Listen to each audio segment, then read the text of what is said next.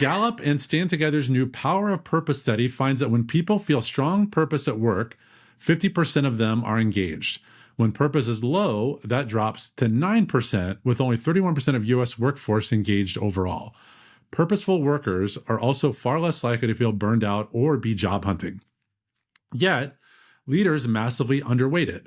Just 30% of hiring managers say a strong sense of personal purpose and passion for the mission is very important to success in a role, compared with 77% who say communication skills are important.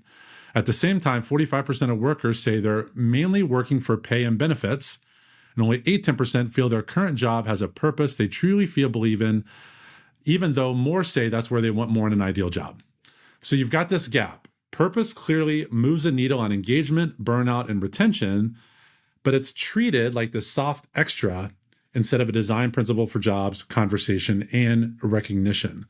So Jenni, for you, when this data is this loud about purpose, what do you think stops leaders from treating it as a core performance lever rather than this fluffy nice to have? I love these stats and insight, and I really enjoyed the personal purpose and passion, because that was that was a good. lot. That was a lot. I enjoyed that immensely. So I think this is ignored because it's the hard work. Like, I think it's easy to focus in on tactics, or it's easy to just focusing on the stuff that you should be doing. But if that isn't linked to purpose, it is, the data shows it's really hard to kind of get behind that. I think purpose is quite a loaded word for executives and leaders. I think sometimes it gets lost in that sort of weighted meaning. Actually, what we're talking about purpose is meaningful work, is, why are we doing what we're doing?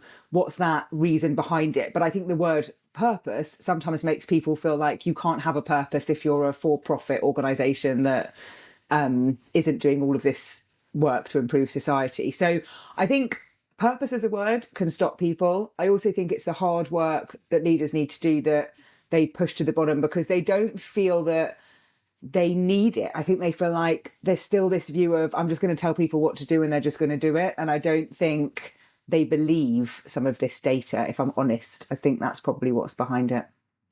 I think what surprises me is that 30%, and this isn't of leaders necessarily, like high up C-suite, this is hiring managers, say that strong sense of purpose and passion is very important. That is a signal to me saying to them, we talked about last week, is it just a job? Mm-hmm. I think this is showing hiring managers are saying, this is just a job. Mm. Just do the things that we think you need to do. Whether you feel this greater sense of purpose or passion, we don't care. We don't think it's that important. I think that just feels like, maybe it's not a miss. I was going to say that feels like a miss. Maybe it's not a miss. Maybe it just shows that some of these jobs are just jobs, no matter which side of the coin you're on. Yeah. There's the percentage about communication skills. Let's just go back to that, because I feel like there's a link between that and the purpose as well. So the data said that, can we go? I'm just going to go through that. So the data said that 77% said communication skills were very important to success in a role. This was hiring managers, 77% of hiring managers, I think.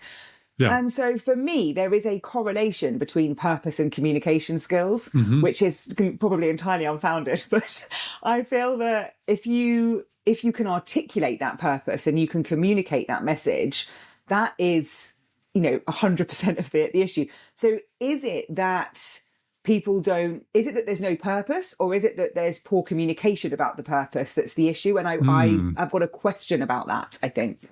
I get a sense it's more of that personal purpose, that I know why I'm here. And I think that other data point around that 45% of workers say they're mainly working for pay and benefits. That's a bit of that, just a job, not in a negative way, but that's a bit of that. And I remember this colleague I had at Rolls-Royce used to kind of joke that it is a job, because he would say if all of a sudden the next day Rolls-Royce stopped paying everybody, most people aren't going to show up. Yeah. He's like, there might be a few crazy people out there that still come in because they don't really know what else to do. But most of us aren't going to show up the next day if we're not getting paid. Again, that is that point. We've talked about it, that most companies are out there to profit, out there to make money. There's nothing wrong with that. So let's just call it out what it is. Yeah. And if hiring managers are seeing this as a job, then perhaps employees should treat it just as that as well. Yeah. Yeah. I've got so many thoughts about the whole just a job thing. It's really stayed with me. Even this week, I was at a Gallup event. Actually, they were talking about engagement just in the UK, which I'll share in a future episode. But this whole just a job thing and engagement and how we measure how people feel at work. And I have so many mental post-it notes about this that I just need to try and gather together, because I just think there's just so many layers to this that we could really delve into on here.